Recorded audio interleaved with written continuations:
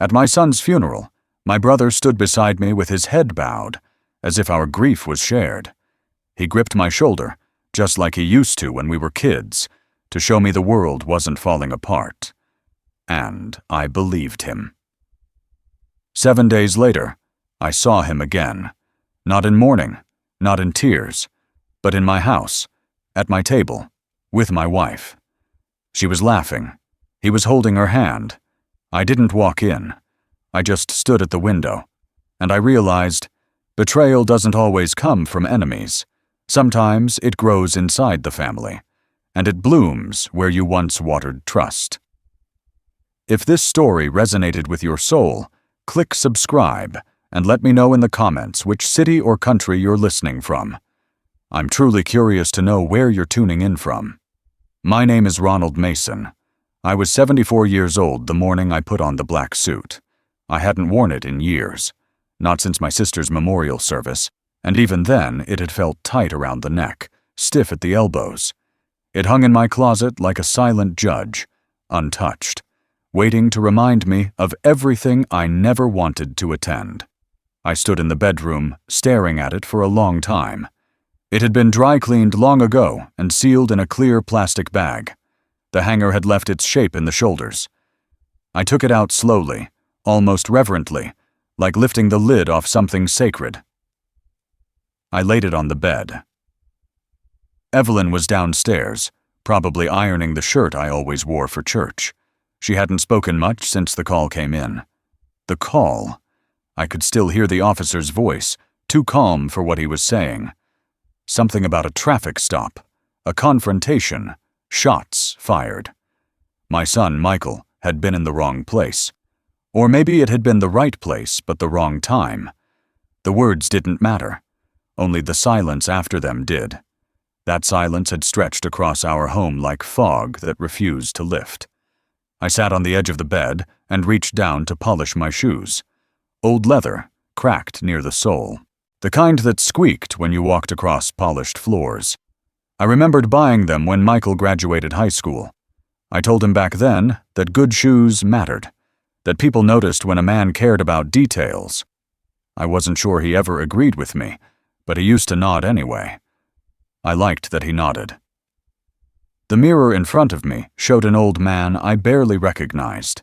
Pale cheeks, sagging eyes, silver stubble under a chin that once looked sharp in photographs. I didn't shave that morning. Somehow it didn't feel necessary. Death doesn't care about smooth skin. It doesn't care about cologne or cold-blooded rituals. It just waits. Michael's room still smelled like soap and old textbooks. I had walked in the night before and stood there, not touching anything. His shoes were lined up by the wall, a habit from his days in the army. He always kept things neat, structured, even after he came back home. After the discharge, he said nothing felt normal anymore unless he made it that way. Now the room looked paused, like he might walk back in and ask if dinner was ready. But he wouldn't. Downstairs, Evelyn called my name once. I didn't answer. I just picked up the suit, pulled the shirt on, and tried to remember how to tie a necktie. My hands shook. Not from age, I was still strong, but from something deeper. A tremor that started in my ribs and wouldn't stop. I sat again and gave up on the tie. I would button the top and pretend that was enough. Outside, the sky was gray. Not in a poetic way, just heavy and blunt, the kind of weather that makes your jacket damp before you realize it's raining. I stepped onto the porch and saw the funeral home car pull into the driveway. It was long and black, with chrome that had been polished to the point of insult. The driver got out and opened the back.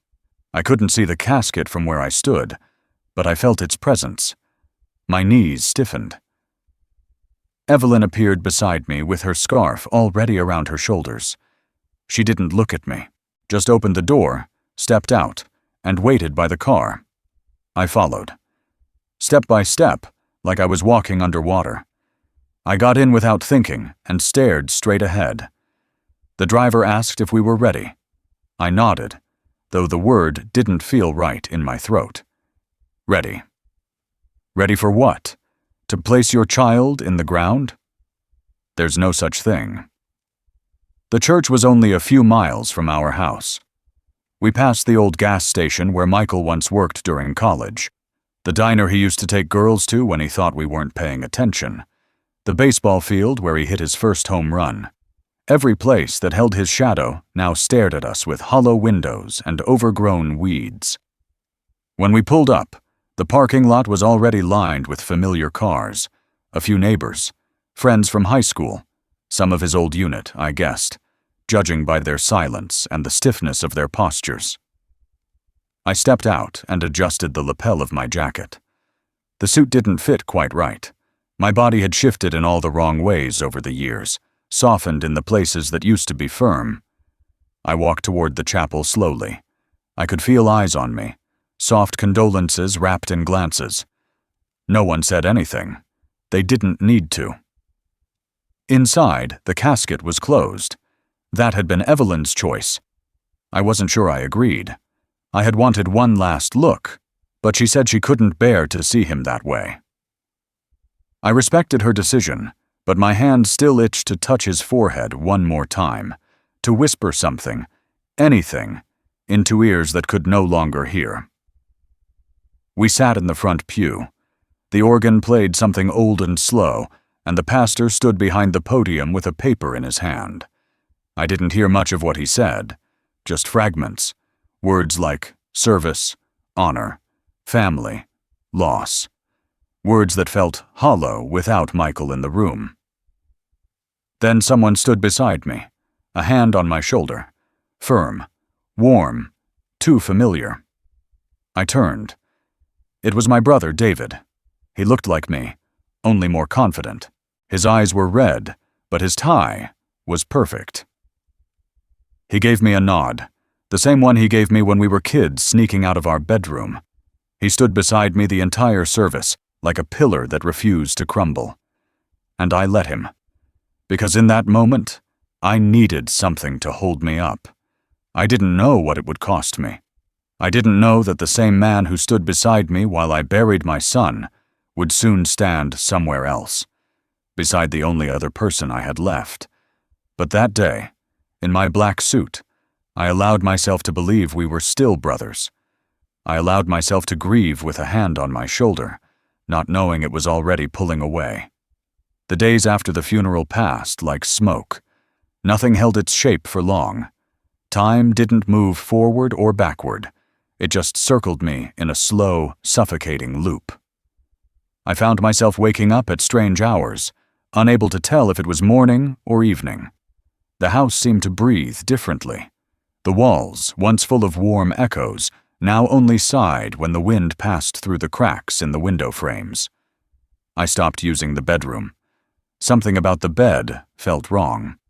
The indent on Michael's side was still there from the last time he had come home and crashed after a long shift. I used to joke that he never slept straight, always diagonal, like he wanted to occupy as much of the world as possible. Now the dent looked like a wound in the mattress, and I couldn't bear to lie beside it. I moved into the guest room and didn't explain myself. Evelyn didn't ask. She stayed in her own silence, wrapping it around her like a blanket too heavy to shake off. The first Sunday after we buried him, I sat at the kitchen table and stared at a cup of coffee I hadn't made. It was there, steaming faintly, placed neatly beside the newspaper I no longer read. Evelyn had made it. She didn't say anything, just placed it down and walked out into the yard. I watched her from the window. She stood by the edge of the garden, looking at nothing in particular, arms crossed. She didn't cry. I hadn't seen her cry once. It scared me more than if she had fallen apart completely. I drank the coffee cold, hours later. It tasted like cardboard, but I drank it anyway, because it was the first thing that felt intentional in days. The rest of life had become a series of motions: eating, dressing, showering. All of it felt borrowed from someone else's routine. I tried going into Michael's room again. The door creaked like it hadn't in years. The posters on the wall had faded along the edges, and the bookshelf still held a stack of comic books he'd sworn he'd never part with. I sat on the edge of his bed and looked at the ceiling. It still had the glow-in-the-dark stars we'd put up when he was 12. Most of them had peeled away, but a few clung stubbornly to the plaster. I turned off the light for a moment. The faint green glow was barely visible, like a dying constellation no one would ever name. I opened his desk drawer and found a notebook. The pages were filled with training schedules, quick sketches, names I didn't recognize. One page had a scribble that looked like a list of things he wanted to do.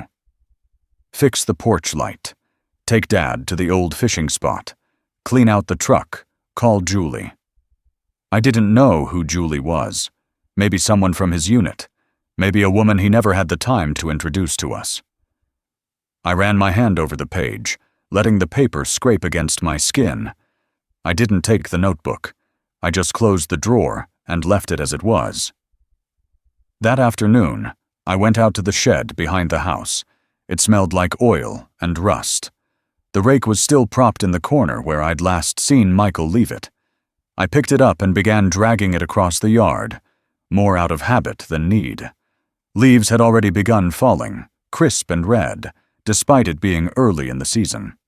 I raked them into uneven piles and watched the wind undo my work again and again. The fence near the back had a loose board. Michael had promised to fix it months ago. I walked over and touched it. The wood was soft, frayed around the nails. I pulled one loose and let it drop into the dirt. I thought about getting my tools, but I didn't move.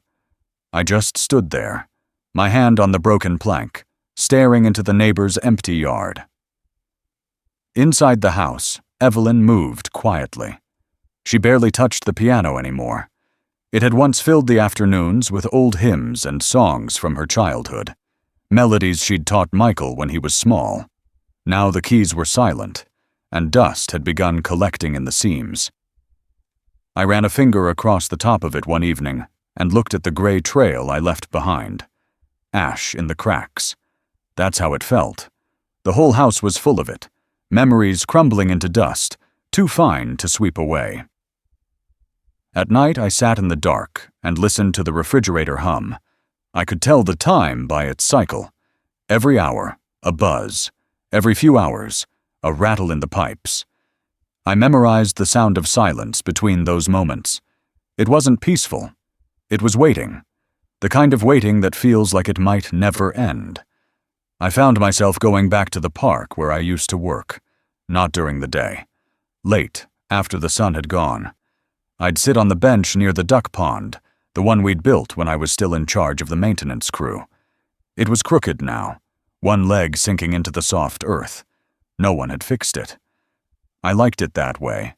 It felt honest, broken, but still standing. Sometimes I'd imagine Michael walking up the path, boots scuffing the gravel, hands in his pockets, that half smile he always wore when he had something to confess.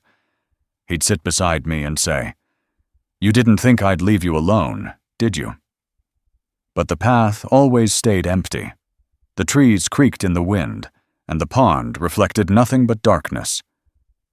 I didn't tell Evelyn where I went. We barely spoke at all. When we did, it was about groceries, appointments, the mail, necessary things, functional words. Love had gone underground, buried beneath the weight of grief too large for two people to carry without splitting apart. One morning, I noticed her sitting in Michael's room. The door was half open, and she didn't see me. She was holding a sweater of his, pressing it to her face, breathing in whatever scent still lingered. She sat perfectly still, like a statue carved out of longing. I walked away before she noticed me. I didn't want to interrupt whatever moment she had managed to salvage from the ruins. In those early weeks, we became strangers in our own home. Not because we stopped loving each other, but because we didn't know how to be around the shape of grief the other carried. Hers was silent and cold. Mine was loud on the inside and quiet everywhere else. We passed each other like ghosts. Two people haunted by the same absence but unable to say its name. The walls held everything. Every photograph, every scrape on the paint, every dent in the floorboard. I didn't move anything. I let the dust settle. I let the silence grow. It felt like the only honest thing left. There was no fixing this. No way to smooth out the cracks or paint over the pain. Grief, I learned, isn't a fire that burns itself out. It's ash that seeps into every corner. And once it's in, it stays. It fills the air, the breath, the space between words. It becomes part of the house, part of the skin. And no matter how hard you try, you can never scrub it all away. I noticed the picture frame was tilted on the hallway wall. It wasn't the sort of thing most people would see, but I'd hung it myself years ago, and I knew its angles. The glass pane inside had a hairline crack that ran diagonally across the bottom left corner, barely visible, but I knew it was there. I had meant to replace it, but never did. Now that small fracture drew my eye every time I passed. It looked deeper somehow, like it had grown teeth. That frame held a photo of the three of us, me, Evelyn, and Michael, taken on the back porch one summer when the flowers were in full bloom and no one had reason to look away from the camera. We had our arms around each other. My hand rested on Michael's shoulder, his eyes squinting from the sun. Evelyn had leaned her head gently against mine. It had once been a comfort to see. Now it felt like a memory I wasn't supposed to look at anymore. The glass caught the morning light in a way that distorted our faces, as though time was beginning to blur what once felt solid. I stood there longer than I should have, staring at that crack. It reminded me of a fault line, something beneath the surface shifting quietly until one day, everything collapses. I touched the edge of the frame with my thumb. The dust clung to my skin. I didn't wipe it off. I left it there like a small act of protest against whatever was happening in the house. Evelyn had started humming again. I could hear it through the walls, low and almost tuneless. She never used to hum when she was alone. That was something she did while cooking or folding laundry when Michael was around. The melody drifted through the rooms like steam, warm and strange. It stopped the moment I stepped into the same space, as if it was not meant for me to hear. The mail had started coming addressed to someone else, not in name, but in tone. The magazines she subscribed to were different, sleek covers with titles I didn't recognize. Self-improvement, travel destinations, new wines. We'd never been wine people. The corkscrew in our kitchen drawer had dust on it when I opened it one evening to find a spoon. Now it was gone. I found the corkscrew later on the counter, freshly used, beside a half-empty bottle I hadn't opened. The glasses in the sink were unfamiliar, thinner, taller, like something bought for someone else. One still had the outline of a lip print on the rim. Not Evelyn's shade. A softer tone. Not the bright berry she wore at Michael's graduation. It was a detail no one else would notice. But I did. Sometimes I thought I heard another voice in the house. Not a ghost. Not Michael. A living voice. A male one. I could never catch it clearly. Only fragments, like the tail end of a conversation just as you enter the room. I would stop in the hallway and wait, ears tilted, heart taut, breath held in my throat. Silence would follow, the kind that comes too quickly to be natural. I began to make excuses to stay outside longer. I raked the leaves even when there were none. I trimmed hedges that didn't need it. I repainted the mailbox. I tried to turn the porch into a place I could claim, with my chair, my books, my coffee. But the house loomed behind me, pressing at my back. It felt like an uninvited guest standing in my shadow. The night I found the second toothbrush was when something broke inside me, quietly. I had gone into the upstairs bathroom, the one we rarely used. It was Michael's old one. I needed something. Aspirin, maybe, I don't remember now. I opened the cabinet, and there it was, a toothbrush I didn't recognize. Black handle, new, next to hers. I stared at it for several seconds before I even registered what it meant. It could have belonged to a guest, I told myself. Maybe Evelyn had bought it just in case. But I knew her habits. She hated clutter. She never kept extra anything. I closed the cabinet and didn't mention it.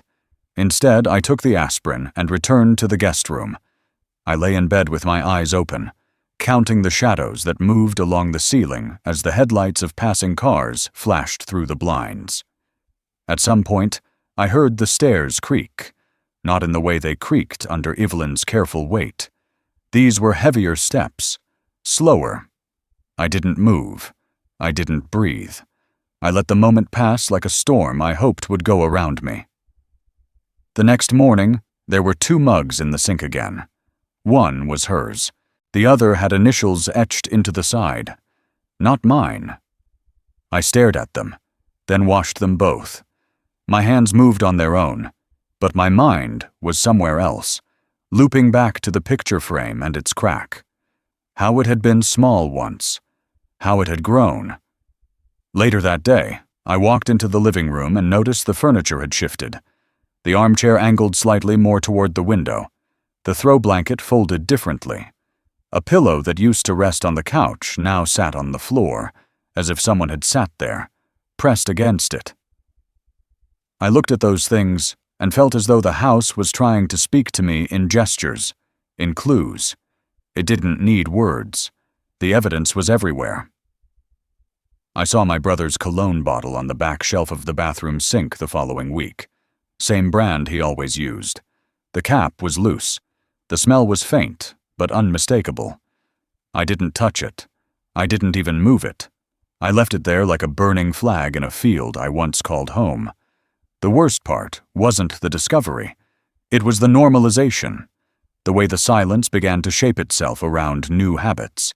The way Evelyn's eyes met mine for shorter and shorter spans of time. The way her phone always faced down on the table. The way laughter returned to the house, but not in rooms I was in. I walked past the hallway one morning and saw her standing by that photo frame, the one with the crack. She adjusted it gently, running her fingers along the edge, like smoothing out a memory. Then she walked away. I stood there after she was gone and looked again at our frozen smiles behind that fractured glass. I saw it differently then, not as a moment to be cherished, but as a mirror, shattered, trying to hold the shape of something that no longer existed. I didn't fix the frame. I left it tilted. I wanted the crack to grow. I wanted the photograph to decay in its own quiet way, because something inside me had already done the same. Not loudly, not all at once, but slowly, persistently, like ash drifting into corners, like betrayal whispered through thin walls. I went outside and sat on the porch again, letting the sun warm my face. I didn't bring a book. I didn't bring coffee. I just sat there, listening to the glass tremble in the hallway as the wind shifted ever so slightly through the frame. I returned to our bedroom one night out of habit. I told myself it was just for sleep. Nothing more. The guest room had grown cold, and the mattress was too firm. My back ached more each morning, and I was tired of pretending I didn't care. I stepped into the bedroom like a visitor.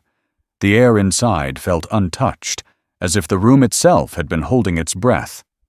The curtains were drawn shut, but I could see the outline of Evelyn under the blanket. She was turned to the wall, still not asleep but distant. I said nothing. I slipped into bed fully clothed and pulled the blanket just high enough to cover my chest. The space between us might as well have been a river, a canyon, something vast and ancient. There was a time when our bodies found each other in the dark without thinking. Now even our breathing felt mismatched. Hers was shallow and quick, mine long, held back, restrained like a man trying not to cry in church. The mattress creaked beneath my weight. The springs had softened in the middle from years of use. I could feel the dip between us, the way our bodies had carved 2 hollows that once reached toward one another. Now they recoiled. I lay on my back, eyes open to the ceiling. The ceiling fan spun slowly above us, pushing air that smelled faintly of lavender, and something else something sharper, like cologne that didn't belong to me. I tried to convince myself it was left over from a store sample, or maybe something Evelyn had sprayed out of curiosity, but the scent lingered too long, clung too specifically to the side of the bed I no longer occupied. There were new indentations in the carpet near the closet, as if someone had stood there often, repeatedly, feet planted with confidence. I could picture them, shoes polished, expensive, a watch glinting in the lamplight. The kind of presence that takes comfort in silence, because it has nothing to hide from. The pillow I used to sleep on was still there, but it had been fluffed. Not like I used to fluff it. It had a different shape, a higher swell, like it had supported someone else's head recently. I didn't touch it. I let it sit there, like a marker. The blanket was folded at the foot of the bed in a style I never used. Evelyn had always been neat, but now there was a precision to her folding I didn't recognize, as if she had learned it somewhere new. In the middle of the night, I woke to the sound of her shifting. She moved quietly, deliberately, as if not wanting to disturb someone else, not me. I kept my eyes closed and let her think I was asleep. She rose from the bed and walked to the bathroom. The light clicked on, then off again moments later. I heard the whisper of water, a cabinet creaking open, and then the silence of someone staring at themselves in the mirror longer than necessary. When she returned, she didn't climb into bed right away. She stood near the window, the moonlight outlining her shape through the fabric of her robe. Her hands were at her sides, limp. She looked out for a long time. I listened to the clock tick, each second a knock in my chest. Then, without a word, she climbed back into bed and turned away again. I stared into the darkness, but all I could see was the wall, the invisible one between us.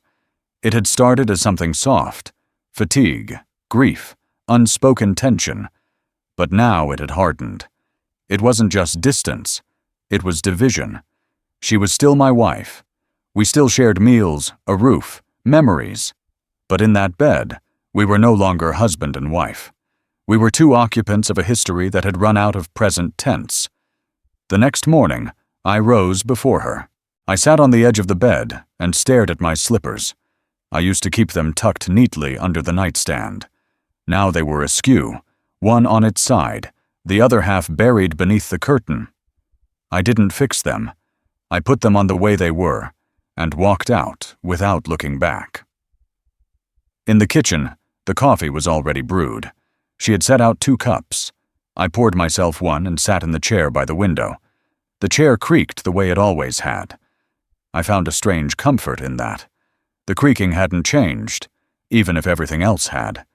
The coffee tasted burnt, slightly too bitter.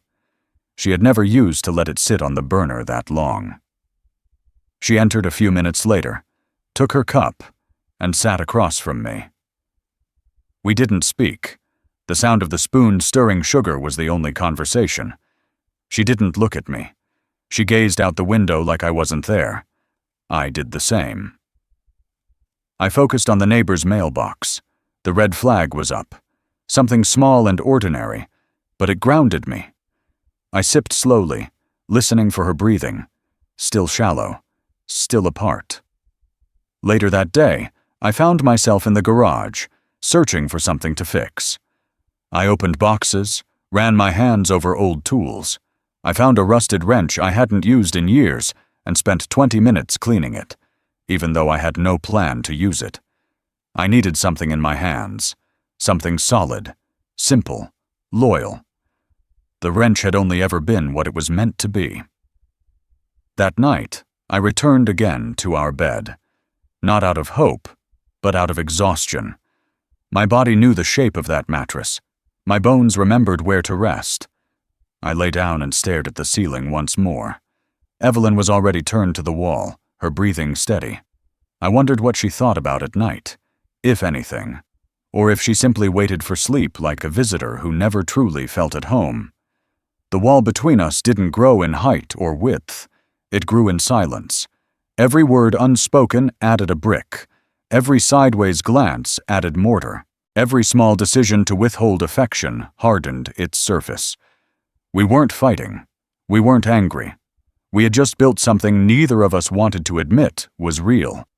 And now it stood firm between us, even as we lay inches apart.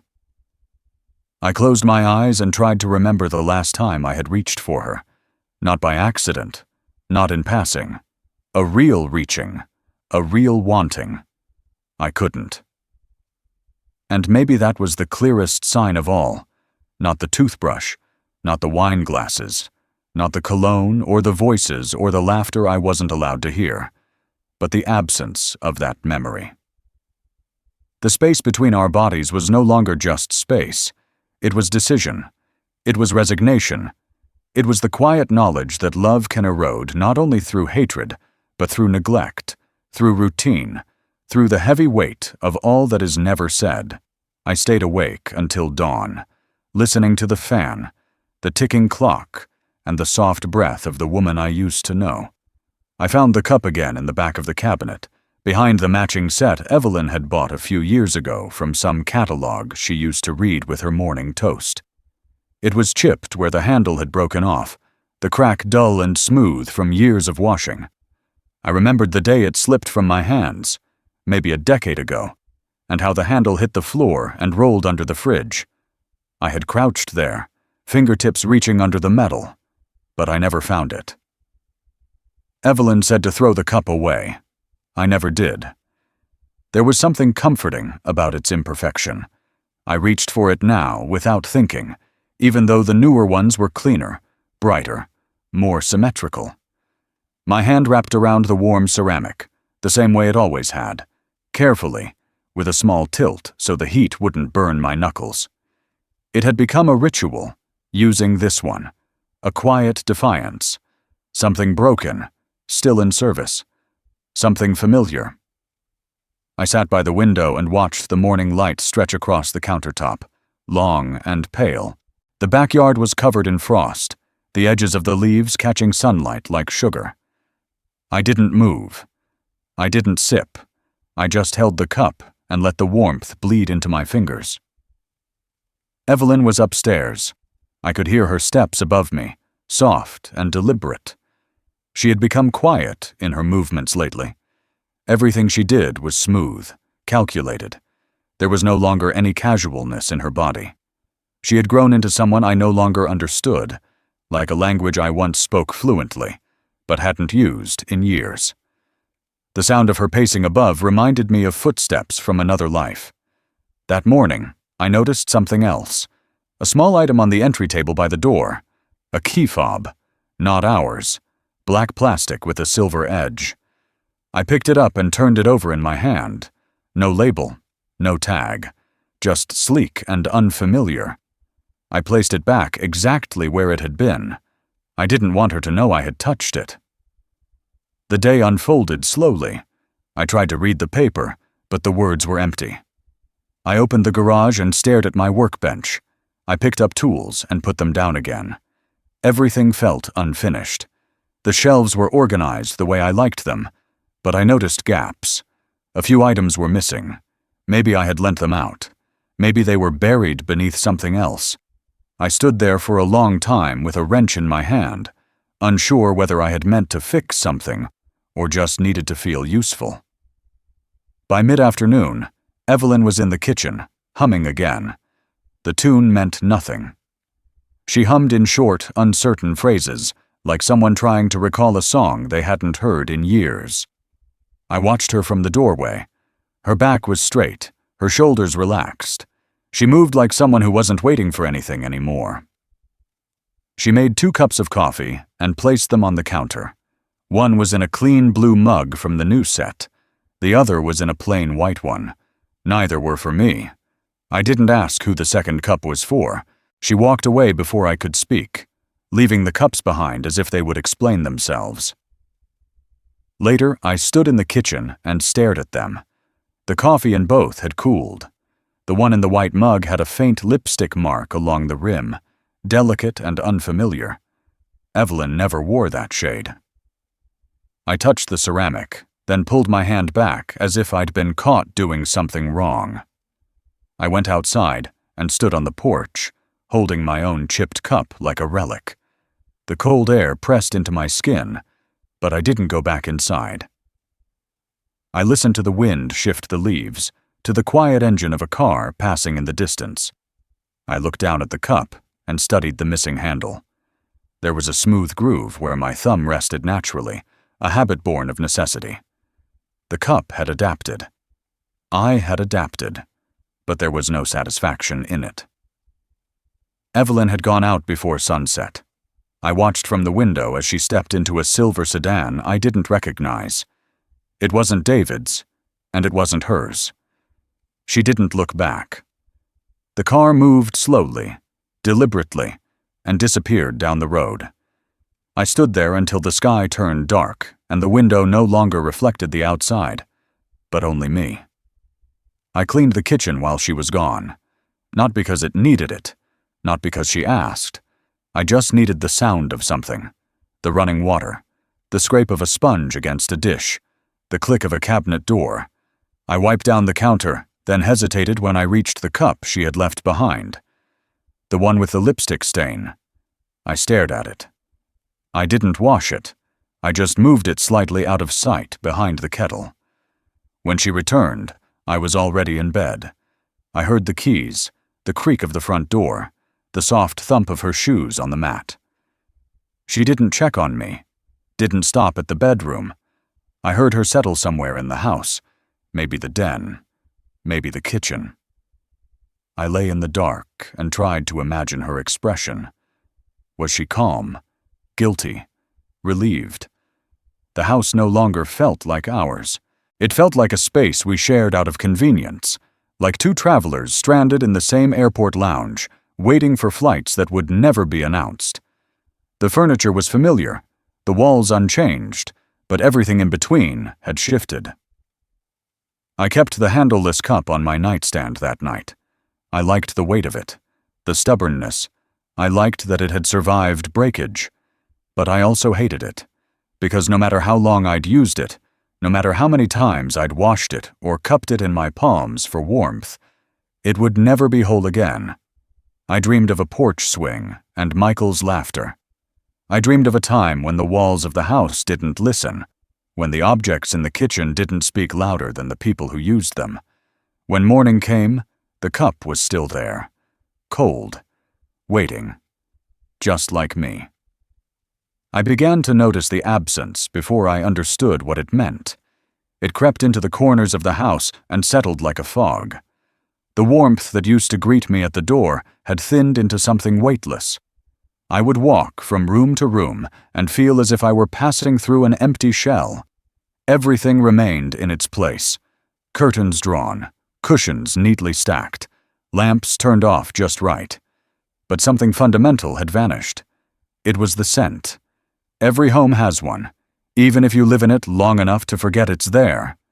Ours had always carried a soft trace of old cedar and Evelyn's laundry soap, a powdery smell that lingered on her sweaters, sometimes the faint bite of onions when she cooked, or lemon oil from when I polished the banister.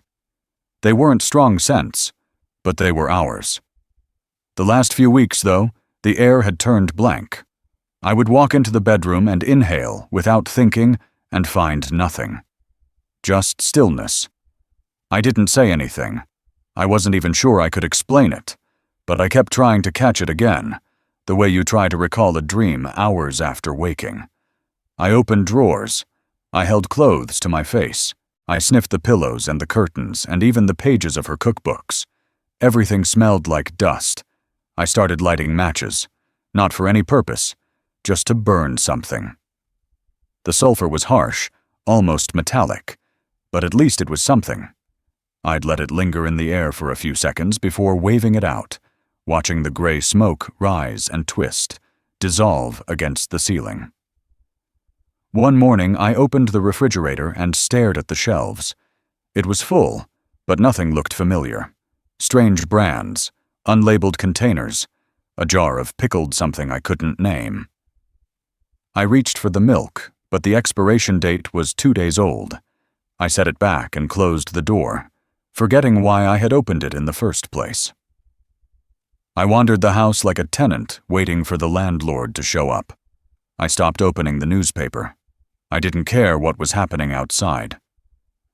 I started to forget what day it was. The calendar in the hallway still read the same page from the month before. I hadn't turned it. I hadn't cared to. The front porch became my anchor. I would sit there with my chipped cup, listening to the neighbors' wind chimes clink in the morning breeze. I never liked them before. They were too shrill, too eager. But now I welcomed the sound, because it was proof that the world outside still moved, even if mine had stalled. Evelyn passed me on her way to the mailbox one afternoon. She didn't say anything. Her perfume used to trail behind her like a soft ribbon. Now she smelled like nothing, not even skin. It was as if she had erased herself, molecule by molecule, and I hadn't noticed until now. I watched her open a letter, skim it, then slip it into her coat pocket without a pause. I wondered who had written it. I wondered why she didn't bring it inside. She stood on the driveway for a few more seconds, reading something on her phone, then turned and walked back into the house without looking in my direction. That night, I opened the drawer of her vanity. It used to overflow with things: lipsticks, brushes, tiny vials of oils and balms. Now it was almost bare. 2 lipsticks, both capped, 1 hairbrush, a bottle of hand cream I hadn't seen before, with a label in French. I twisted it open. It had no smell. I started opening windows in the early mornings, just to let in the wind. It didn't bring anything with it. Not the scent of dew, not of trees, not even the metallic whiff of car exhaust from the street below. It was as if the whole world had gone neutral. I stood in the kitchen one morning with the window open, letting the breeze pass through my shirt like I was transparent. I pulled out an old box from the attic that afternoon. It was filled with things I'd forgotten we kept: letters, cards from anniversaries, an old scarf of Evelyn's. I pressed it to my nose and waited. Nothing. Just fibers. Just fabric. No trace of the woman who used to laugh when I wore it around my head like a turban to make her smile. I started to believe the house itself had stopped remembering. That maybe in grief, even the walls shed their memory. That maybe scent was tied to love, and when love drained out, the air went with it. I took to walking around at night, through the darkened halls. I touched furniture I hadn't touched in years: the back of the old recliner, the guest room dresser, the photo frame in the hallway, the one with the faint crack in the glass. I held my breath each time, waiting for something to rise up, some residual fingerprint of the past. But nothing did. Sometimes I thought of Michael's cologne. It used to fill the hallway after he passed through it, that sharp, woodsy scent that seemed too mature for him when he was younger. I kept one of his jackets in the coat closet. One night I took it out and held it close. Nothing. I began cleaning compulsively, not because anything was dirty, but because I needed to touch the surfaces. I scrubbed until my knuckles hurt. I polished the wooden railing, wiped down the countertops, mopped the floor even though it was spotless. Still, the house remained scentless, a museum of neutral tones. The only thing that still had a smell was the soil outside. When I raked the garden, I would kneel and press my hands into the earth. That old musty scent would rise and fill my nose. I lingered there longer each time, not planting anything, not tending to anything, just breathing in the proof that something still held life. Evelyn began staying out later. She would leave without saying where she was going and return with no trace of the world on her. No wind in her hair. No fragrance of restaurant food or someone else's car interior. She would glide through the front door like a ghost and disappear down the hallway. I began to think that maybe I was the only one who noticed, that maybe the world still had scent, and I had simply lost my ability to perceive it, that something inside me had dulled so deeply that nothing could penetrate it anymore. I didn't ask her. I didn't see the point. If I asked, she might lie. Or worse, she might tell the truth. And then the silence would be complete. One morning, I woke to find her already gone. Her side of the bed was made. Tightly, neatly. I sat up and stared at the ceiling. The fan rotated above me, stirring the same unscented air around the room. I got up, walked to the window, and opened it wide. I stood there for a long time, waiting for something to come in. Something sharp, or sweet, or bitter. Anything. But all that came was wind. Quiet and clean. Cold against my skin. The kind of air that carries no message. The kind that leaves you exactly as it found you. I found myself tracing lines in the dust without meaning to. It started with my fingertip resting on the top of the hallway table, moving slowly through the fine gray layer that had settled over the wood. I hadn't dusted it in weeks, maybe months. My hand moved in a small arc, then another, forming a shape I didn't recognize until I stepped back. It looked like a tree, or maybe a vein, something that branched, spread, reached out, and never closed. I wiped it away a second later. The dust wasn't from neglect. It was a kind of quiet resistance. I had stopped wiping the surfaces because I wanted them to tell the truth, to collect time, to show that the house still breathed, even if unevenly. Evelyn continued cleaning the places that were visible: kitchen counters, bathroom tiles, mirrors. But the spaces in between, the bookshelf tops, the windowsills, the corners of the steps, those belonged to me now. They gathered their own evidence. I opened the drawer in the entry table and found Michael's baseball glove. I hadn't seen it since he moved out after college. It still held the shape of his hand. The leather was stiff, the laces frayed. There was dust inside the pocket, but it felt wrong to clean it. I put it back without closing the drawer all the way. I wanted to remember that it was there. I began to notice how certain things were never quite where I left them. A book I had placed spine up on the couch would be turned face down. A pair of slippers I'd left beside the recliner, now neatly aligned by the hearth. Evelyn said nothing, but her touch had returned to the objects, not to me. That morning, I found a single plate in the sink, still wet around the rim. It had a red lipstick stain on it, not Evelyn's color. The plate was one from the wedding set, the kind she had insisted we use only for holidays. I lifted it carefully, held it to the light, and studied the faint half-moon of her absence. In the living room, I noticed a throw blanket folded differently than I remembered. She had always tucked it into the arm of the couch in a way that showed the pattern. Now it was folded flat, corners squared, as if by a different set of hands. I sat down and let my hand rest on the armrest.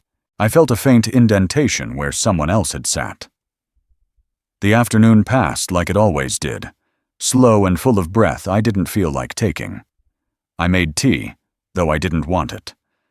I boiled the water, poured it into my cup, the one without a handle, and stood by the sink until the steam stopped rising. The silence was not peaceful. It was precise. It cut clean. Evelyn was in the bedroom, the door closed. I knew she wasn't sleeping. The television murmured behind the wall, a distant sound, too faint to follow. She had started turning the volume low, like she wanted to hear something else beneath it. I went into Michael's room again. The dust on the dresser was thicker. I wrote his name in it, just the first 3 letters, M-I-C. I didn't know why I stopped. Maybe because it didn't feel right to finish. Maybe because I wasn't ready to let the whole name out into the room again. I rubbed it away with my sleeve. There was a photo still taped to his mirror. Him in his army uniform, grinning too wide. The edges of the photo curled from years of sun. I reached up and straightened it. Then I sat on the edge of the bed, knees apart, hands loose between them, and stared at my reflection. It didn't look like me. It looked like a version of myself that had been left behind somewhere. I didn't touch the glass. I just watched it watch me back. That night, I woke to a light on in the hallway. I got up, feet quiet on the hardwood, and stepped into the corridor. A sliver of light came from the den. I walked toward it slowly, careful not to make the floorboards complain. I stopped at the doorframe and peered in. David was there. My brother. Sitting in the chair I used to read in, legs crossed, reading glasses low on his nose, a glass of something dark in his hand. Evelyn stood near the bookshelf, barefoot, holding a folded blanket. She was laughing, not loudly, not wildly, just that soft, knowing laugh I hadn't heard from her in years. I backed away before they saw me. I moved down the hall like a ghost, trying not to disturb the living. My breath caught somewhere beneath my ribs and refused to settle. I returned to the bedroom, slid under the covers, and stared at the ceiling. My hands were shaking, not from rage, from recognition. That laugh, that posture, that ease. It wasn't sudden. It had been happening in small pieces, like the dust settling across everything I hadn't wanted to see. It wasn't about the lipstick, or the scent, or the realignment of furniture. It was about the softness of forgetting, the quiet erasure of lines once drawn. The next morning, the light through the kitchen window felt sharper than usual. I watched it climb across the counter, revealing fingerprints on the fridge handle that weren't mine. I walked over and placed my hand beside them. My fingers were wider. These were narrower, slender, confident. I opened the pantry and stood there, just staring. The arrangement had changed. The jars were in order, alphabetical. I never did that. Evelyn never did either. But David had always been like that, organized to the point of performance. He used to alphabetize our cassette tapes growing up. I remembered because I always made fun of him for it. He said it made chaos easier to bear.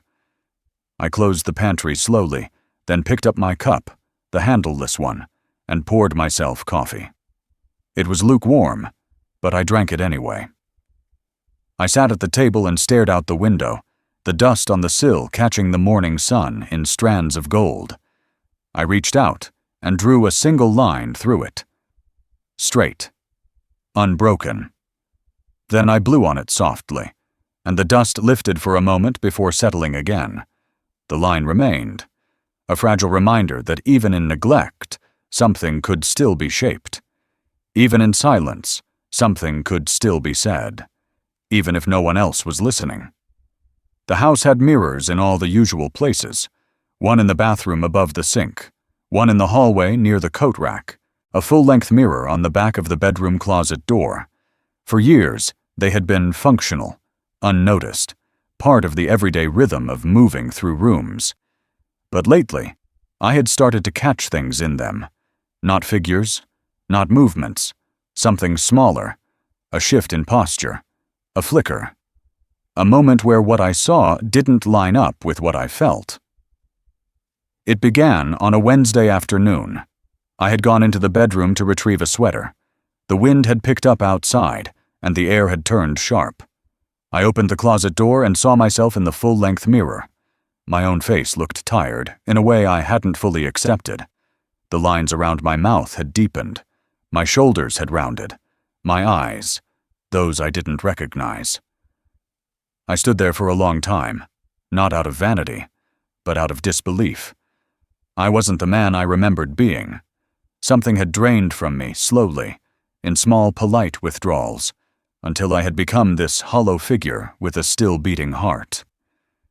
I reached for the sweater, and that's when I noticed it, a second shadow in the reflection. I turned, but no one was there. I turned back, and the mirror showed only me again, but I had seen it, something behind me, a blur near the doorframe. I stayed there, holding my breath, waiting for my eyes to adjust, for reason to return. Nothing. Just the echo of a moment that didn't belong to the present. Later that day, I walked past the bathroom mirror and paused. The lighting was strange, yellowed, dimmer than usual, though the bulb was fine. I leaned in, stared at the lines between my eyebrows, the tired skin beneath my jaw, and in the corner of the frame, just past my shoulder, a flicker again. Not a person, not a shape, a suggestion, like memory forcing its way into the physical. I blinked, stepped back, and ran water into the sink. I splashed my face and looked again. Only me. But the feeling didn't leave. Evelyn had been using the hall mirror more often. I'd find smudges on the glass in the mornings, fingerprints where she'd adjusted her scarf or smoothed her blouse. Once I saw a faint lipstick imprint on the edge of the mirror's wood. A mouth print. Soft. Deliberate. As if someone had leaned in close, not just to look, but to be seen. I wiped it away before she noticed. I don't know why. It felt too intimate to leave there, like reading someone's diary out in the open. That evening, I found her perfume bottle on the dresser. It was turned slightly toward the mirror, the label facing out, like it had been displayed for someone else.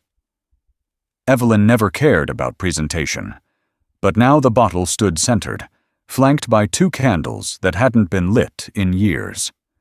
I leaned down to smell it.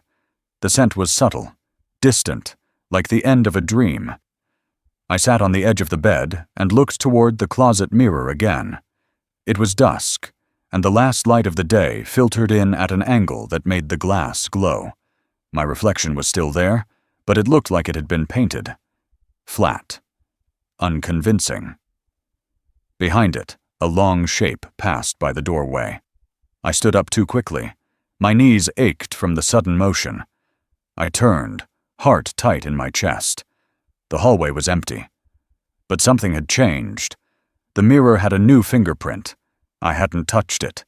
The mark was fresh, angled, higher than my own reach. I placed my hand next to it.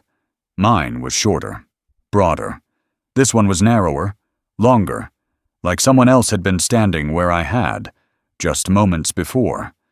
Someone I hadn't invited. That night, I couldn't sleep.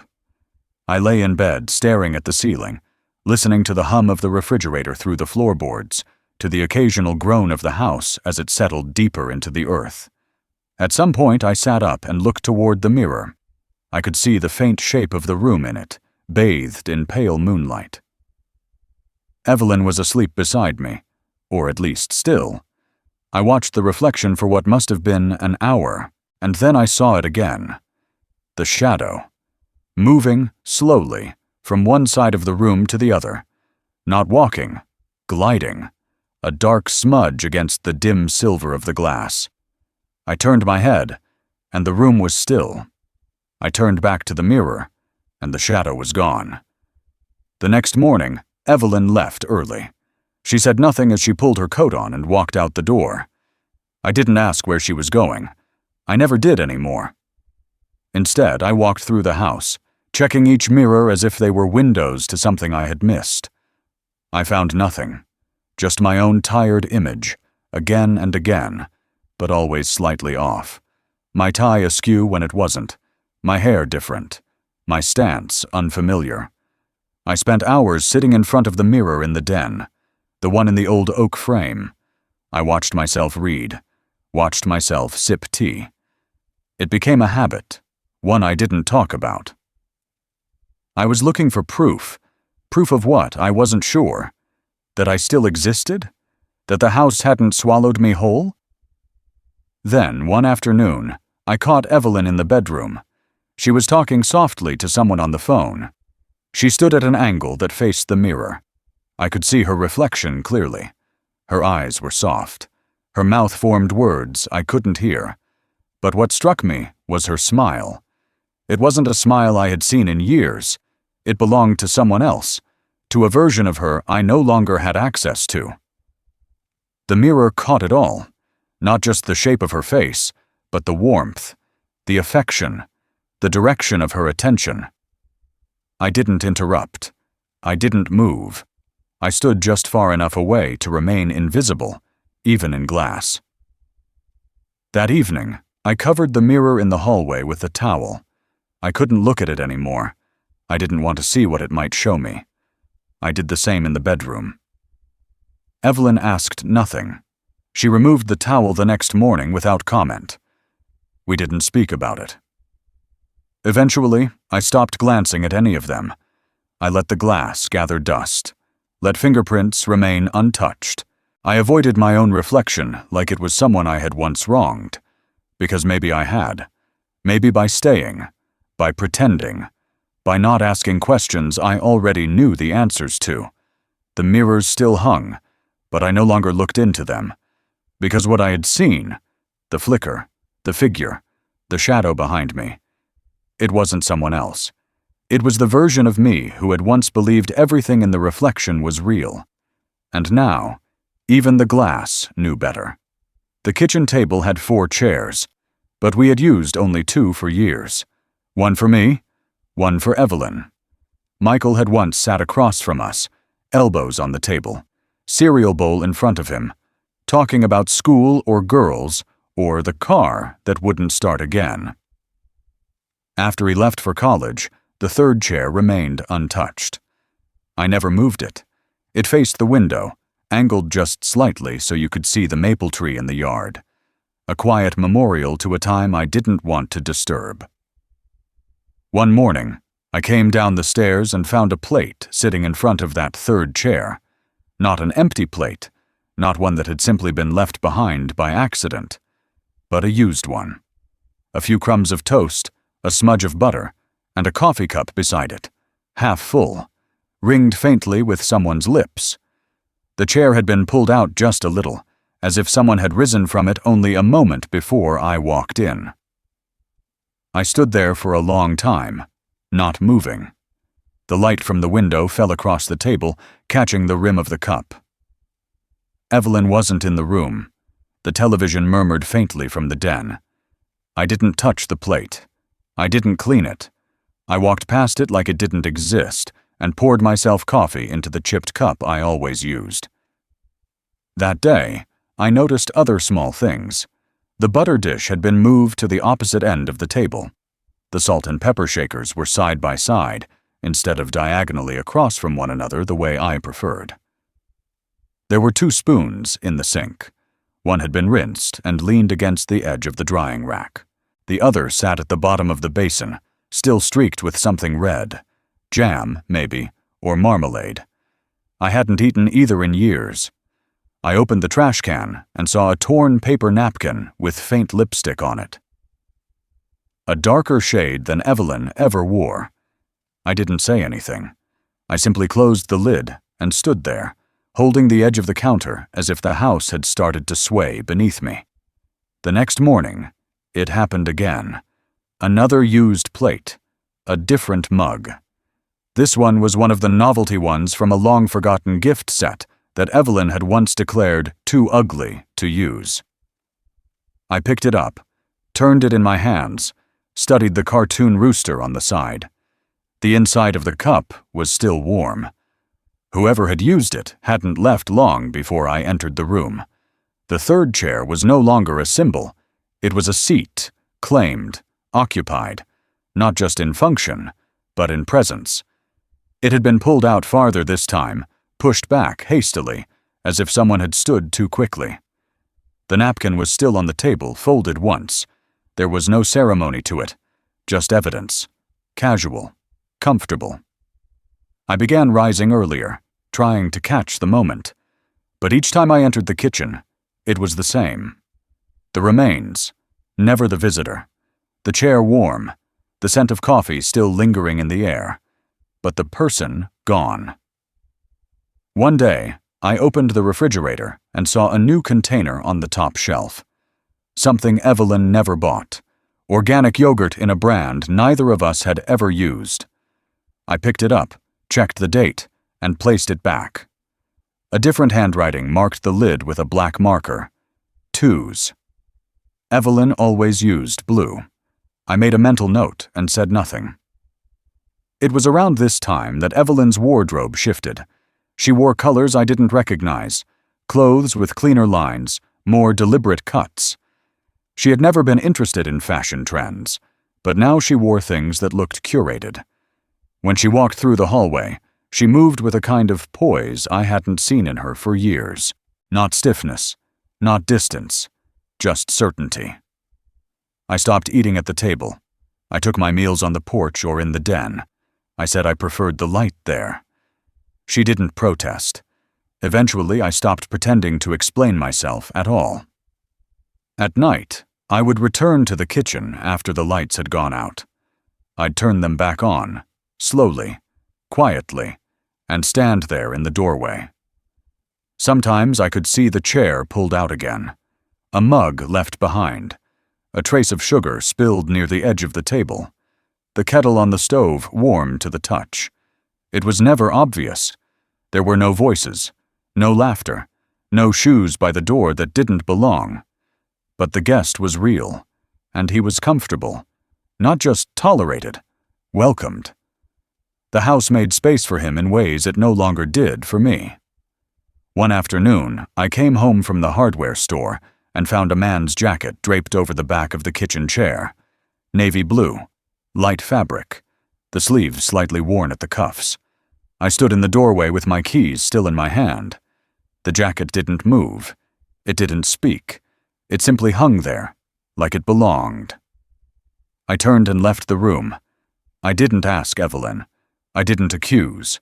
I didn't touch the jacket. I waited until it was gone again, and when it was, I said nothing. Instead, I started eating lunch in the garage. I cleared off the old workbench and set a placemat on it. I brought down an old camping mug and used that for coffee.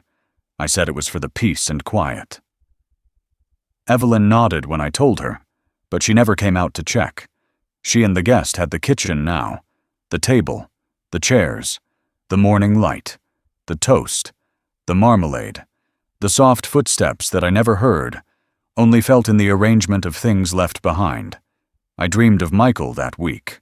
In the dream, he sat across from me at the table, eating cereal, tapping his spoon against the bowl like he used to do when he was nervous. I asked him if he remembered the chair by the window. He looked at it and said, "It's not mine anymore." I woke up with the weight of those words pressing against my ribs. After that, I stopped going into the kitchen altogether. I made coffee in the garage, ate toast cold, sat on the porch with a blanket across my knees, and watched the world pass by with a detachment I couldn't explain. The guest remained, silent and present, as real as dust in the corners and the creak of the floorboards. One day, I opened the silverware drawer and found a spoon I didn't recognize. Sleek, heavy, engraved initials on the handle. Not mine, not Evelyn's, not Michael's. I closed the drawer again. That evening I wrote a note to myself on the back of an envelope. It said, "If someone takes your seat, don't ask why. Just find another table." I folded it in half and slipped it into my shirt pocket. It stayed there for days, a secret message to no one, a quiet resignation. The house had made room for a new rhythm, a new presence, and I, who had once been the architect of this space, was now the outsider. Watching the guest drink from my cups, sit in my chair, and leave crumbs across the table I had built with my own hands. I let him, because it was easier than asking when the door had opened and who had unlocked it. I drove out to the lot without telling anyone. The truck started reluctantly, the engine turning over like an old man rising from bed too fast. The roads were empty, the kind of empty you forget exists until you're the only car on it. I took the back way, the long route past the farms and broken fences, through the hills where the trees leaned in like they were whispering to each other about you. The property wasn't far, just 45 minutes from the house, but it felt like another country. We had bought it years ago. Me, Evelyn, and Michael. It was meant to be a weekend project, a cabin someday.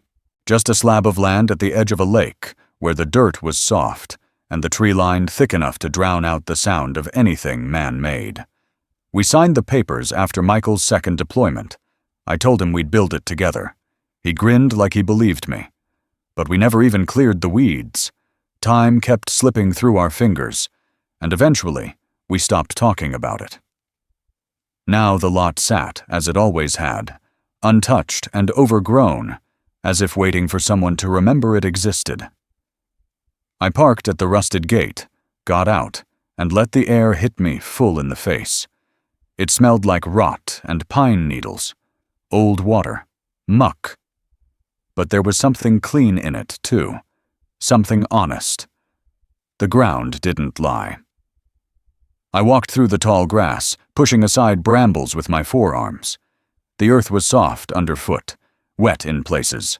Animal tracks curved through the brush, deer maybe, or something smaller. A fallen tree blocked part of the old path, its bark stripped by time and insects. I stepped over it and made my way to the middle of the lot. I stopped where the soil rose in a gentle hill, the highest point of the property. I stood there, breath visible in the crisp morning air, hands in my pockets, listening to nothing. And then I began to dig. There was no shovel, just my hands. I knelt, pressing my palms into the cold earth, pushing it aside clumsily, carving out a hollow in the ground. The dirt was wet, clumping under my fingernails, staining the cuffs of my jacket. I didn't stop. I dug until my shoulders ached, until my knees went numb from the pressure. I wasn't digging a grave. I wasn't burying anything. I didn't know what I was doing, only that it felt necessary, like breaking ground on something no one else could see. The silence around me was absolute. No birds, no wind, just the steady sound of breath and soil. After an hour, I found the stone. It wasn't large, not enough to be anything remarkable. Just a smooth, flat rock nestled a few inches beneath the surface. I wiped it clean and held it in my palm. It was warm from the friction of digging, though the earth had been cold. I turned it over, again and again, as if it might tell me something. But it was just a stone. Weighty, silent, unapologetic. I placed it back in the hole and covered it slowly, pressing the soil down with open hands. I sat beside it for a long time, legs stretched out in front of me, watching the wind finally move the grass. It was strange, how grounded I felt there, with my back against the trunk of a crooked tree and the wet dirt clinging to my skin. I hadn't felt that in weeks, months maybe. The house had become a stage, a place I passed through on quiet feet, trying not to wake something I couldn't name. But this place, this forgotten pocket of land, offered nothing but truth. And that was enough. I thought of Michael then, not the way he looked at the end, worn and weathered by a war I never understood. I thought of him younger, 9 years old, barefoot and running through the backyard, his arms outstretched like wings, shouting something I couldn't hear from the porch. He had believed in everything back then. Dinosaurs still alive in the ocean, buried treasure in the garden, wishes that could ride the tail of a comet. I wondered when he had stopped believing. When I had. Maybe it was the same day. The sky turned gray by mid-afternoon, clouds rolling in low, thick with the threat of rain. I didn't care. I stayed there, letting the cold creep through the denim at my knees, the damp settle into my spine. I didn't want to leave. Not yet. I pulled a notebook from my coat pocket. I had been carrying it for weeks, mostly blank, just a few lines scribbled at the edges. I opened it and wrote down one sentence. This place remembers me. That was all. I didn't sign it. I didn't write the date. I closed the book, placed it in a small crevice at the base of the tree, and covered it with leaves. It wouldn't survive a storm. It wasn't meant to. It just needed to be there, even for a little while. Before I left, I walked down to the water. The lake was still, a flat pane of slate stretching out between the trees. I skipped a stone, the first one I found, not the one from the hill. It skipped twice before sinking, leaving only ripples. The sound of it was enough. On the way back to the truck, I picked a stick off the ground and carved a rough mark into the gatepost. Just a line, a vertical scar in the wood. My mark, meaningless to anyone else. A sign that I had been here, still watching, still thinking. When I returned to the house that evening, the kitchen lights were on. 2 plates on the table. 2 glasses, a soft murmur of voices from the other room. I didn't enter right away. I stood outside, watching through the window, hidden in shadow. There was a man sitting at my table. Not in my chair. Not yet. But close enough. I placed my hand on the wooden frame of the house, and for a moment, it felt unfamiliar. Cold, unwelcoming, indifferent. I dropped my hand, stepped back from the window, and walked toward the garage. There, under the shelf with the paint cans and old fishing rods, I kept the blueprints, rolled tight, sealed with a rubber band. The plans for the cabin we never built. I unrolled them on the workbench, traced the lines with my finger, and imagined what it would be like to finish something for once. The guest had the house, but the land still remembered me, and the stone in the ground had not moved. I drove into town that morning with a folder tucked under my arm. The sky was overcast, the kind of dull gray that flattens everything it touches. The streets looked deserted, even though I knew people were behind the curtains, sipping coffee and watching the world turn. I parked on the street across from the law office, the same one I had passed 100 times before but never entered. The building was quiet. The waiting room smelled like wood polish and stale carpet. The secretary gave me a polite smile, then disappeared down the hallway with my name. I sat alone, my fingers brushing the corner of the folder in my lap. It wasn't heavy, just a few sheets of paper, but it felt like it carried more than its weight. It carried years, choices, silence. When I was called in, I followed the lawyer into his office and sat down across from a desk that looked untouched. Everything in the room was too perfect. Every pen aligned, every surface clear. I placed the folder in front of him and waited as he opened it. He read without speaking, lips pressed together in concentration. I watched his eyes scan the pages, stopping occasionally, lifting his eyebrows, nodding once. He asked a few questions.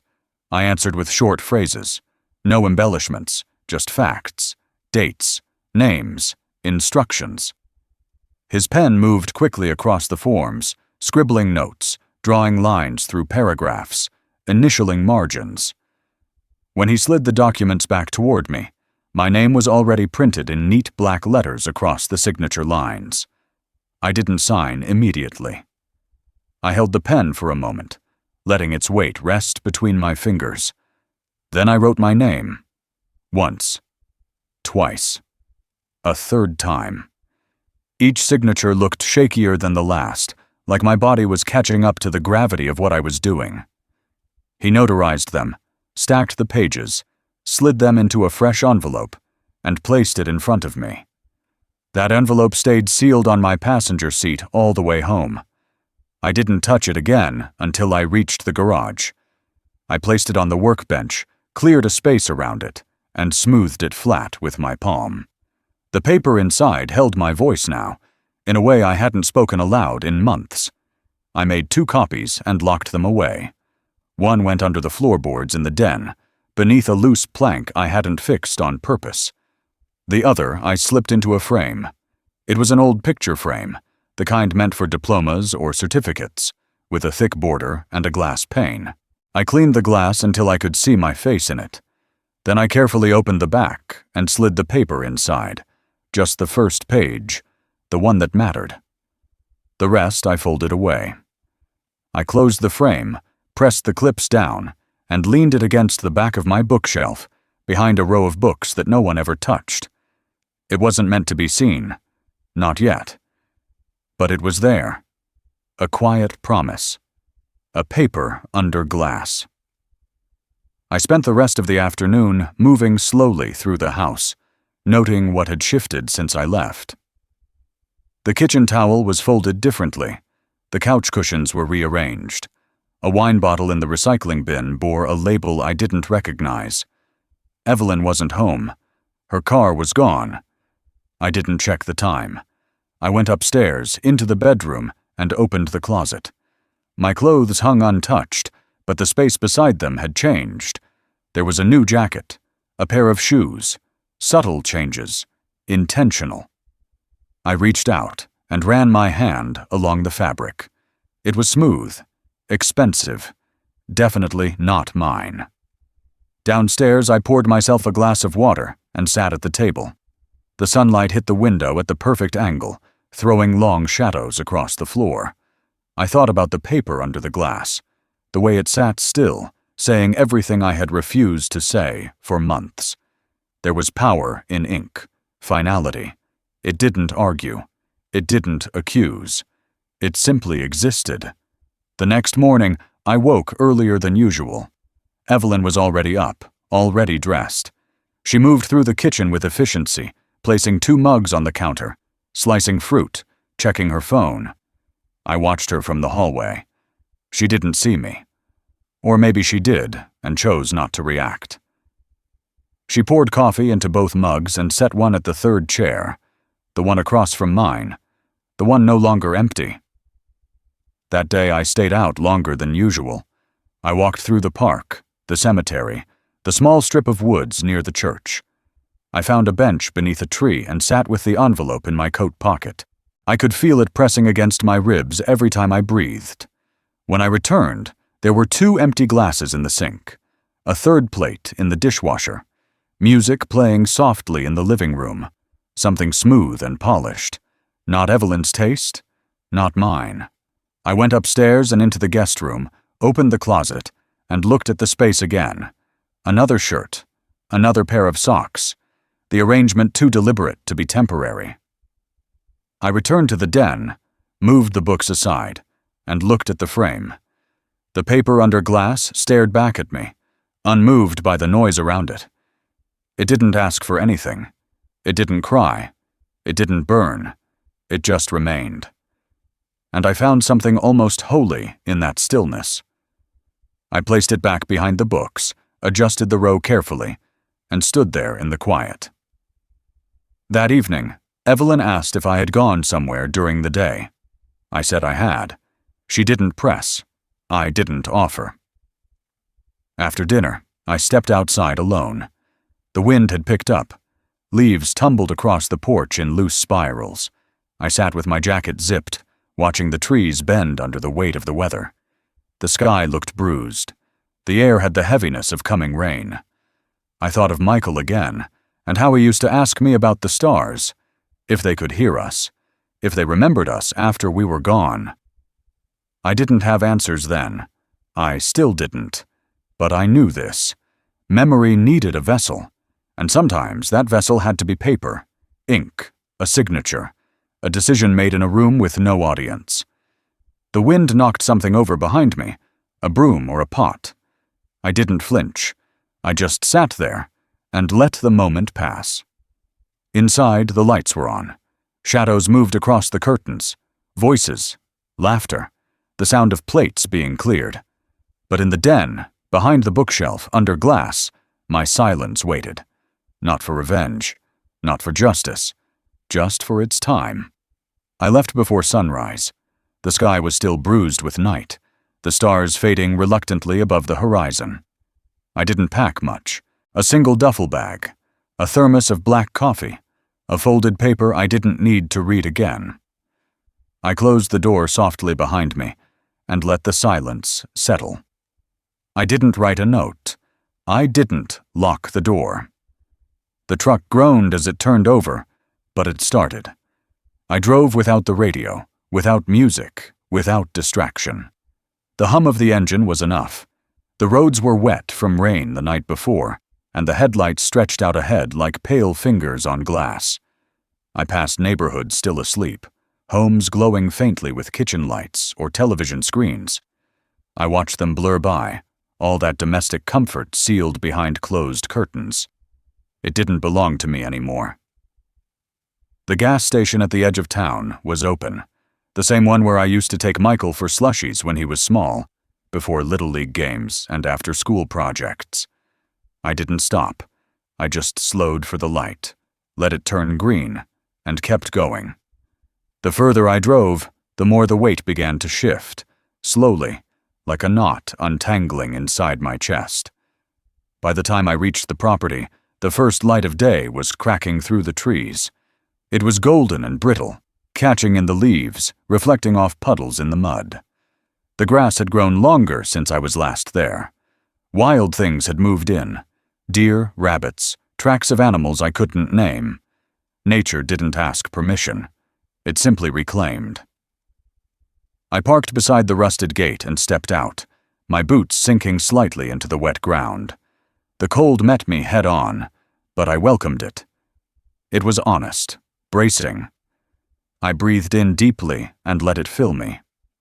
The clearing in the center of the lot was just as I left it. The soil disturbed, the grass still struggling to grow back. The tree near the center, the one I used to lean against, stood with one broken limb, reaching toward the lake. I sat beneath it and drank the last of my coffee, watching the surface of the water ripple in the wind. It was strange, the calm that took hold. Not peace exactly. Peace implies resolution, and I hadn't come for that. It was something quieter, a detachment maybe, a final loosening of the rope I'd been tying around myself for too many months. Here I could be weightless. I could let go of timelines, obligations, even names. I unpacked the duffel and removed the small metal box. It had once belonged to my father, and before him, his father. I'd found it in the attic years ago, and never touched it since. Now I opened it carefully, removed the old tools inside, and began to dig again. This time not with bare hands, but with intention. The earth gave way easily. It was ready. I carved out a space large enough for what I needed. Not deep, just enough. When it was done, I reached into the duffel and pulled out the envelope. The same one the lawyer had handed me weeks ago. The paper inside wasn't complicated. It didn't carry anger or vengeance. It carried redirection, quiet reallocation. The house, the account, the lot. They all had new futures now, ones that Evelyn would never be part of. I had stripped them away from the story she thought she was writing. I placed the envelope inside a plastic sleeve, sealed it tightly, and tucked it into a shallow wooden box I had built the night before in the garage. Unmarked, plain. I lowered it into the ground, smoothed the soil over it, and placed a flat stone on top. It wasn't for memory. It was for weight. When I stood again, my knees cracked. My back ached. But I felt taller, straighter, lighter. The rest of the day passed in silence. I walked the perimeter of the land, noting fallen limbs, areas where the soil had softened with water. I found a spot near the lake that might hold a future structure. A small cabin, nothing fancy, just walls and a roof, enough to keep the cold out, to keep the quiet in. At dusk, I built a fire in the old pit we had dug years ago. The coals from the last fire still lay there, buried under wet leaves. I cleared them, arranged the kindling, and lit the flame. It caught quickly, dancing against the wind, warming the cold air around it. I sat beside it and watched the light flicker on my hands, my knees, the cuffs of my sleeves. I didn't think of Evelyn, not directly, not with pain. Her image passed through me like smoke, thin, untouchable. I thought of all the mornings I had sat in the kitchen across from her, waiting for something to return that never would. The plate set for someone else. The chair no longer mine. The laugh meant for another voice. None of that reached me now. That night, I slept in the truck with the window cracked and the stars above pressing close. I didn't dream. I didn't need to. The land around me held enough memory to keep watch. In the morning, I walked to the edge of the lake and washed my hands in the cold water. The reflection staring back at me wasn't unfamiliar anymore. I had seen him before. I had buried things with him. We understood each other now. I drove back into town just long enough to leave the final envelope at the post office. No return address, just a name on the front, not hers. Someone who would know what to do with it. A step beyond silence. When I returned to the lot, I unpacked the second box of tools and set them in a line on the tailgate. The hammer, the level, the measuring tape. I unfolded the blueprints and spread them across the hood of the truck, weighing down the corners with stones. The first line I drew was tentative, uneven. The second was better. The third held. The day of return had come. Not to what was taken or what was lost, but to what could be remade, out here where no one knew where to look, where the ground still remembered the shape of honest labor, where a man could start again, even if no one noticed, especially if no one noticed. The letter arrived 3 days after I left. I had timed it that way. The drive to the post office, the pre-written envelope, the address I memorized years ago. I knew how long it would take to move through the system, how the mailman would leave it in the afternoon, how she would find it resting quietly atop the pile of catalogs and utility bills. There would be no ceremony, just her hands, peeling it open like any other envelope, never suspecting that the world inside it was already gone. I didn't need to be there to hear her voice. I could imagine it. The small intake of breath, the pause, the sudden narrowing of her eyes. She would read each sentence twice, maybe 3 times, hoping to find an error, a loophole, a way back. But there wouldn't be one. The decisions were final. The ink was dry. My name, still mine. The assets, no longer hers. She would search for my signature, and when she found it, she would understand. I didn't answer my phone that week. I turned it off and left it in the glove compartment of the truck. No messages, no calls, no explanations. Silence. It was the only language I had left, and the only one that could not be interrupted. At the cabin site, I cleared a small area for the foundation. I used a string and stakes, measured the perimeter, and began outlining the first row of cinder blocks. My hands worked slow and steady, muscles stiff from age but still obedient. Every brick I laid was an answer. Every level checked, a punctuation mark. The rhythm of it anchored me in the present, where the air was cold, the earth honest, and no one waited to take anything from me. I imagined David would be the first to lose composure, not because he loved her, not because he cared, but because entitlement does not prepare a man for consequences. He would pace the living room, his voice rising, asking questions Evelyn couldn't answer. He would scan the documents again and again, as if repetition could alter truth. But it wouldn't. The house deed was transferred, the accounts frozen, the land reassigned. His name had never appeared anywhere. I had seen his handwriting once, on a note he left by the sink when I returned home unexpectedly. A casual script, too familiar, resting on a folded napkin. "Back soon," it said. I never confronted him about it. I didn't need to. The napkin was all I required. Paper has always told the truth more plainly than people do. Evelyn might have cried. Or maybe not. Maybe she just sat at the table, tracing the edge of her cup with her finger, trying to map the moment her control slipped through the cracks. I knew her tells, how she rubbed her thumbnail when anxious, how she blinked rapidly when caught unprepared. I knew them all, but I didn't care to see them. That was the point. The silence was the answer. When I had built our life together, I had narrated every step, explained, compromised, apologized, anticipated. When things began to erode, I filled the void with words. But they were wasted. I had argued in my head 1,000 times, drafted speeches, crafted ultimatums. None of them mattered. They would have been discarded like everything else I had given.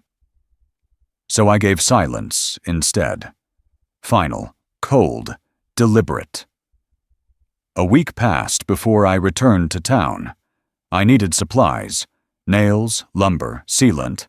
I wore an old coat, cap pulled low. I didn't expect to run into anyone, but I did. Mrs. Langston, from the neighborhood. She stood by the checkout counter holding a bag of potting soil, staring at me like I had risen from the dead. She asked how I was doing. I smiled and told her I was keeping busy. That was enough. I didn't ask about Evelyn. I didn't mention the house. She hesitated, then said something about how strange it was, what had happened. I let her speak. She didn't know the half of it. Her voice wavered as she said they thought I might be ill, or worse. I told her I had never been better. Back at the land, I spread gravel for the floor, laid the joists. The sound of each hammer strike echoed through the trees. The forest didn't complain. The wind carried the sound far and wide, as if testifying on my behalf. I wasn't rebuilding a life. I was building something new, something untouched. On the second morning, I lit a fire and made coffee over the coals. The cup was metal, plain, solid. I sipped it slowly, watching the fog rise from the lake. I thought about Evelyn opening the second envelope, the one I had left in the den, behind the shelf, under glass. It wasn't cruel. It was clarity, a copy of the will, a letter, my reasons written in full, not for justification, but for the record. Words I never said aloud because the silence did more damage.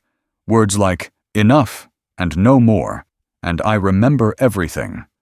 I included photographs, one of Michael, one of the land, one of the blueprint he and I had drawn on the back of a pizza box when he was 19. His dream, not hers, and now mine again. No annotations, just images. She would understand. The last page had just one line. You can keep the house. It no longer knows my name. I imagined her folding the letter slowly, pressing the creases sharp. I imagined her placing it back under the glass, or maybe throwing it into the fireplace. Either way, it didn't matter. The truth had already landed. And so had I. Each evening, I sat by the fire and let the cold settle around me. I didn't fight it. I let it fill the cracks. I watched the sky turn black, then gray, then blue again. I lost track of the date. The days no longer marked by conflict or silence, but by tasks. A board cut, a nail driven, a wall raised. No voices, no arguments, no explanations. Only the rhythm of my own hands, and the steady silence that followed me wherever I walked. Not an empty silence. A silence earned. A silence paid in full.